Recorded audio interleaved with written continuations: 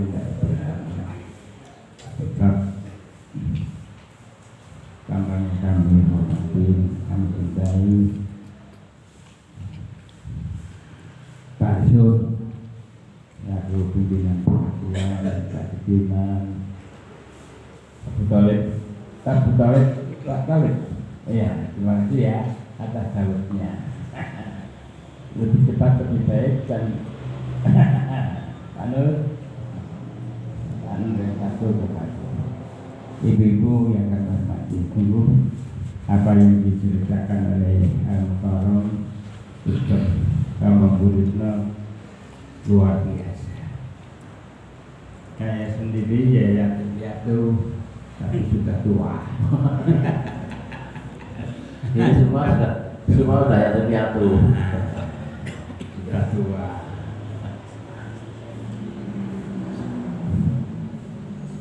Nah, malah dinyanya kira ya piatu malam nasimu. Kira-kira demikian. Selanjutnya orang ngerti. Mudah-mudahan kita orang nabi, orang rasul, orang yatim, orang piatu, mudah-mudahan bisa mengambil manfaatnya untuk kehidupan kita di dunia wal akhirah. Allahumma amin. Kita kepengen mlebu swarga.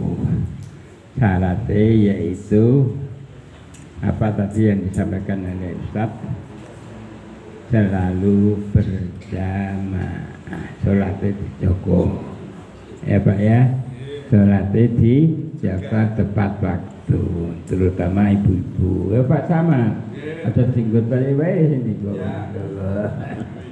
ya, mudah-mudahan kita dapat mewarisi Pak Silah terpenuhi kehidupan kita dan Nabi Islam Muhammad Sallallahu Alaihi Wasallam. Takiman monggo bisa tidak menunggu takiman bila terkait hidayah waalaikum. Assalamualaikum warahmatullahi wabarakatuh. Ada dua pertanyaan, Ustaz. Yang pertama, saya komentar dengan surat Al-Imran ini, taqullah haqqa-tuqatih wa la tamutunna illa wa antum muslimun. Di akhir ayat ini, illa wa antum muslimun, kecuali dalam keadaan muslim. Ayat ini adalah ayat identitas. Yang berikutnya adalah la syarika lahu wa bidzalika umirtu wa anna minal muslimin.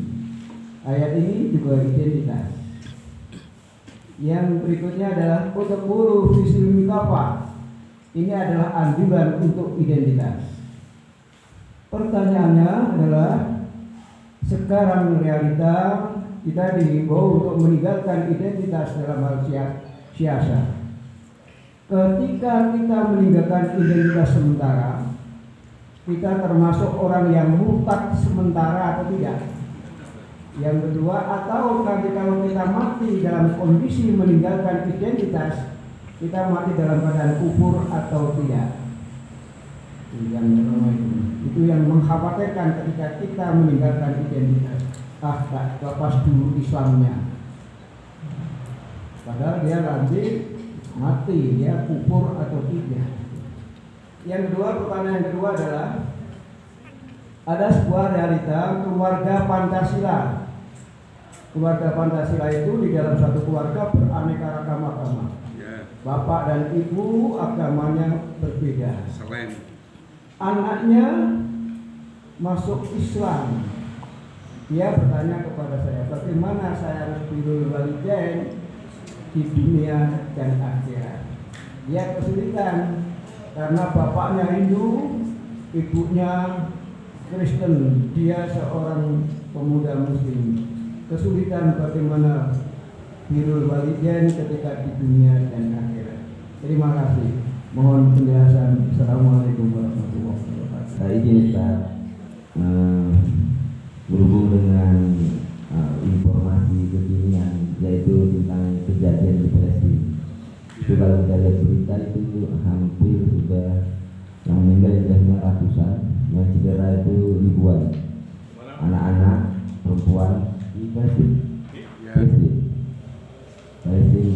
Al-Aqsa. Itu ribuan yang cedera, yang mati ratusan, sampai 400 orang yang mati, bahkan lebih. Jadi mengingat bahwa di sana terjadi ladang jihad, kalau menurut keyakinan sebagian orang bukan. Kalau menurut keyakinan saya itu memang sana ladang jihad bagi yang mampu sana berjihad. Kenapa terjadi sana terus perang dan perang? Ya kalau kita lihat dari sejarahnya memang jelas Israel itu pendatang yang menguasai sedikit demi sedikit wilayah tanah Palestina. Dari 16 wilayah Palestina sekarang tinggal satu wilayah, yaitu di Gaza yang ada di Aqsa-nya di Gaza. Nah itu pun terakhir belakangan ini kan mau diambil juga lagi. Nah berhubung dengan pokok bahasan kita pagi hari ini, kenapa mereka itu berperang? Kalau menurut saya mereka itu berperang karena mereka punya agama yaitu Islam yang dibawa oleh Nabi Muhammad. Bukan karena ada apa-apa, karena mereka punya agama Islam, orang Palestina ini, maka mereka itu dijajah di sana. Jika mereka nggak punya agama, saya rasa mereka ada beda-beda di sana. Tidak sampai dari berapa puluh tahun yang lalu, sampai dari zaman penjajahan Inggris ya, sampai sekarang orang Islam yang di sana di Palestina terus bertumpahkan darah. Sementara kalau ada orang yang ingin membelanya seperti Hamas dan yang lain, itu dianggap oleh dunia adalah kelompok pengacau, kelompok teroris dan sebagainya. Nah mereka karena beragama Islam mereka dikatakan teroris.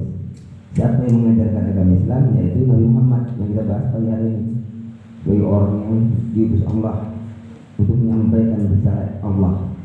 Terima kasih Ustaz. Jadi kita dalam pengajian ini kira-kira apa yang tidak bisa banyak kita berbuat apa-apa, tapi tidak-tidaknya sedikit kita bisa menyumbangkan atas empati kita kepada saudara kita yang sedang teraniaya di sana. Karena Israel sudah menggunakan senjata yang dilarang oleh PBB, yaitu mereka pakai senjata kimia. Itu yang kena hangus, cacat dan sebagainya. Pakai senjata kimia, itu berita yang terakhir kita dengar. Makasih Ustaz, Pak Iji. Maaf. Assalamualaikum warahmatullahi wabarakatuh. Waalaikumsalam warahmatullahi wabarakatuh. Urun rembuk untuk menanggapi Pak Thoyib tadi dan sekaligus Pak Tugiman identitas. Alhamdulillah Pak Thoyib sudah identitasnya dilepas jenggotnya. Iya, ya. Identitas Pak Thoyib jenggotnya sudah dilepas.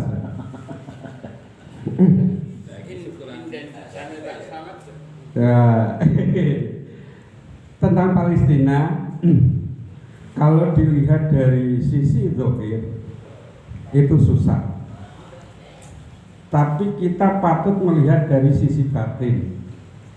Alhamdulillah Allah Subhanahu wa Ta'ala memasukkan surga sekian ratus orang dengan mati sakitnya.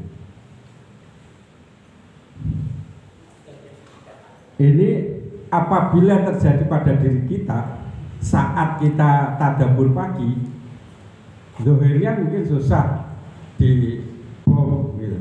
Tapi sisi batinnya hakiki, maka Allah Subhanahu wa Ta'ala memasukkan surga bagi yang meninggal.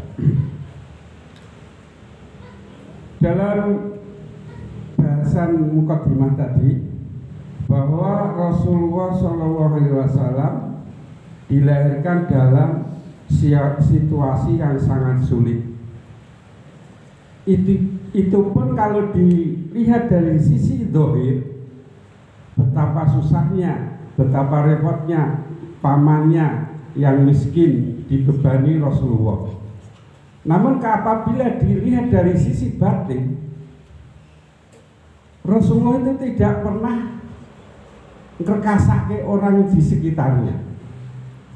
tidak pernah memberatkan siapapun yang ditemuinya. Bahkan Rasulullah itu memberikan manfaat, karena sulitnya itu sisi batin adalah ditambahkannya mukjizat. Sampai Rasulullah tidak disekolahkan pun itu juga mukjizat. Allah sendiri yang mendidiknya. Yang saya tanyakan, dari apabila jamaah pernah mengalami, mohon diceritakan bagaimana cara menghadirkan Rasulullah di mimpi kita, atau yang pernah bermimpi Rasulullah, mohon menceritakan. Berat ya pertanyaannya. Ya, wassalamualaikum warahmatullahi wabarakatuh. Sedikit saja tentang Pak Selamat terhadap Pak Toye tadi. Saya kira berjenggot itu menjalankan sunnah cinta kepada Rasulullah, itu bagus. Tapi hukum jenggot saya pikir juga sunnah. Saya kira tidak begitu salah Pak Toye. Tanpa mengecilkan dari yang pertanyaan dari Pak Tukiman tadi ya Pak ya, bahwasanya bukan penampilan yang untuk meninggalkan identitas itu. Esensinya adalah ketika banyak yang melarang kita berbicara soal siasat atau politik di dalam masjid contoh, kemudian penampilan pencalonan pemilu ini yang sangat disorot, tidak boleh berbau Islami. Nah, karena kubu sebelah lebih kuat Islamnya misalkan Pak ya. Saya kira itu mungkin ya Pak, itu gimana gitu. Assalamualaikum warahmatullahi wabarakatuh. Assalamualaikum. Alhamdulillahirrahmanirrahim. Kalau mendengar sejarahnya Rasulullah SAW ini, Masya Allah, kita mungkin secara logika tidak masuk akal dalam logika kita, tapi kenyataan Allah memberikan hal yang istimewa pada Rasulullah SAW. Ini Pak Ustadz, yang saya mau tanyakan, itu kan kebetulan ada pendeta Buhairah yang melihat sosok dari Rasulullah SAW waktu masih kecil. Itu yang tertera di dalam Injil. Yang saya mau tanyakan itu, Injil dengan Al-Quran itu kan ada kejelasan-kejelasan yang memang di Injil itu ada tentang ayat-ayat Al-Quran. Itu yang saya mau tanyakan, itu apakah juga Injil dengan Al-Quran itu apakah turunnya itu juga sama-sama yang dari malaikat Jibril gitu Pak? Yang saya mau tanyakan seperti itu. Terima kasih. Wassalamualaikum warahmatullahi wabarakatuh. Alhamdulillah, terima kasih Pak Ustadz Bambang Hurufnya yang telah memberikan materi mengenai sejarah Rasulullah SAW yang yatim piatu. Sudah kita simak bersama, demikian sejarahnya. Dan Rasulullah SAW telah jadi Nabi itu sangat-sangat memperhatikan umatnya. Dan Rasulullah SAW itu mendapat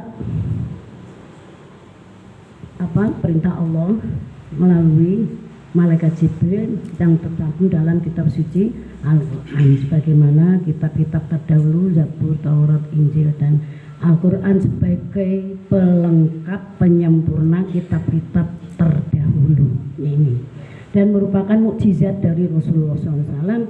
Itu yang harus kita uri-uri, kita pelajari ya, karena hudal linnasi wa bayyinatin minal huda wal furqan. Al-Quran itu petunjuk untuk seluruh umat manusia, tidak hanya orang Islam saja. Nah, ini jenenge manusia, petunjuknya yaitu kitab suci Al-Quran, karena Al-Quran ini penyempurna dari kitab-kitab terdahulu. Yang menciptakan manusia adalah Allah, dan yang membuat peraturan untuk manusia adalah Allah. Mudah-mudahan ada manfaatnya. Terima kasih atas perhatian. Wassalamualaikum warahmatullahi wabarakatuh. Tambahan dari saya. Yang ringan dulu saya jawab. Yang lalu saya sudah sampaikan bahwa seluruh kitab-kitab dan suhuf, yakin ya di sini, itu semua turun di bulan Ramadan. Wahyunya sama, Jibril alaihissalam ya, sama Jibril alaihissalam yang menurunkan wahyu itu dari Allah kepada para nabi dengan suhuf dan kitabnya. Ya. Itu ya bro. Nah. Perintah rukun iman, rukun Islam itu ada di Taurat, ada di Zabur, ada di Injil dan juga ada di Quran. Ya. Jadi Taurat isinya apa? Orang akan Ten Commandment, nah, 10 perintah Allah itu semua ada dalam Quran. Zabur juga pernah begitu, Injil semua ada dalam Quran. Yang tergabung dalam rukun iman dan rukun Islam ada. Kalau kita baca itu ada semuanya. Yang sempurna dalam Quran. Nah, Quran ini tidak bisa dirubah seperti Injil, seperti Zabur, seperti Taurat, tidak bisa dirubah. Kenapa? Karena inna nahnu najadzikra wa inna lahafidun dalam Al-Mu'min. Allah berfirman itu, aku sendiri menciptakan Quran dan isinya aku yang menjaga. Lahafidun tidak ada, maka ada satu kata saja, satu huruf yang salah, mungkin kita semua membaca itu kok asing ini ya, apalagi yang hafid ya, itu ya yang pertama. Kemudian bagaimana menghadirkan mimpi Nabi ya, ini saya belum punya pengalaman ini. Menghadirkan mimpi Nabi ini bisa kan? Ada ulama yang mengatakan bisa. Habib seperti ya, yang saya pernah baca itu. Bagi yang ingin coba-cobalah dibuka di apa itu di YouTube itu, cara menghadirkan mimpi Nabi Muhammad. Ya. Saya nggak pernah nyoba itu, karena begitu Allah yang berkenan ya. Kalau itu baik dari Allah, kalau buruk ya dari setan ya. Monggo mungkin bisa dikasih ya cara memberikan Nabi Muhammad. Kemudian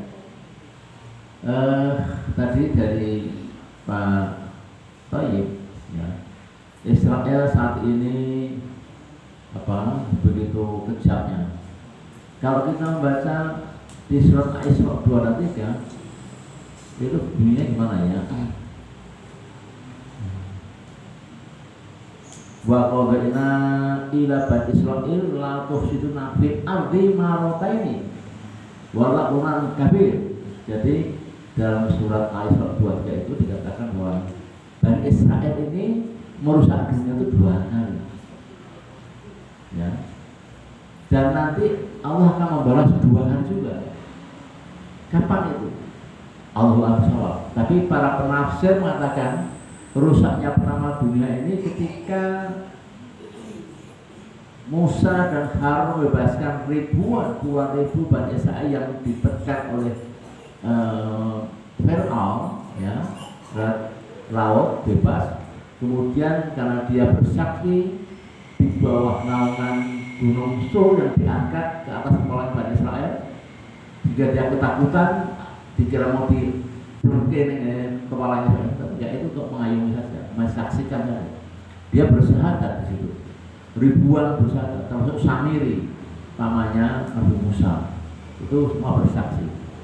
Kemudian dikasihlah tanah penderikan, sekarang tanah penderikan namanya Palestina, Yerusalem, itu dikasih tanah itu dengan catatan tetap memelihara hari Sabtu adalah hari ibadahnya Bani Israel waktu itu, sanggup.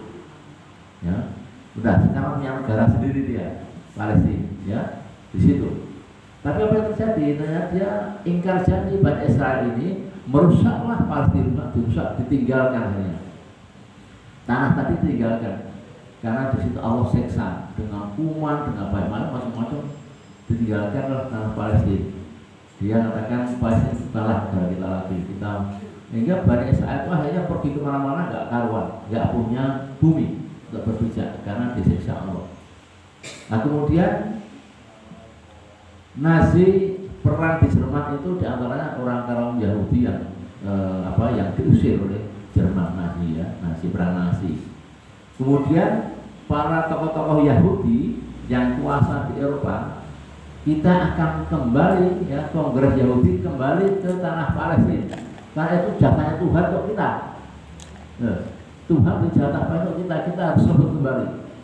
Padahal sudah dibeli oleh orang Islam Palestina ya, orang Palestina yang ditinggalkan orang-orang Bani Israel, maka dipakailah oleh orang Palestina. Siapa orang Palestina? Keturunan orang-orang Arab semuanya begitu, bermigrasi begitu. Ya, orang dan semua Muslim. Nah itulah alasannya kenapa sampai sekarang Yahudi itu kan merebut terus, karena itu tanah pendirian yang diberikan Tuhan kepada Bani Israel akan direbut kembali itu. Nah yang terjadi seperti ini, dia tuh nggak konsekuen, sudah meninggalkan, sudah tidak suka dengan negara itu, tapi tetap masih ingin direbut kembali. Sekarang ini perang terus. Tapi dalam ayat 3